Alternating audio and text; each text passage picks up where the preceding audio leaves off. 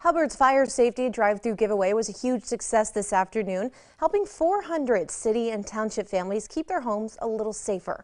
Thanks to the mayor's office, Handyman Hardware, and other community clubs, the city was able to give each family a pack of 2 smoke detectors and other fire safety materials. The giveaway was on a first-come, first-served basis, and Mayor Ben Kyle says there was a line forming hours before the start time. The mayor says this project is important to him because he watched his father and grandfather work with the fire department for many years, helping save lives. My ultimate goal here today is to save a life, and just having working smoke detectors is so important for people.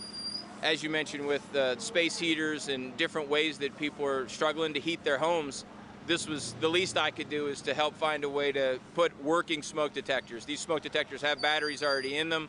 They're ready to go in the sense that as soon as a resident hangs them up, they'll hopefully be able to save a life.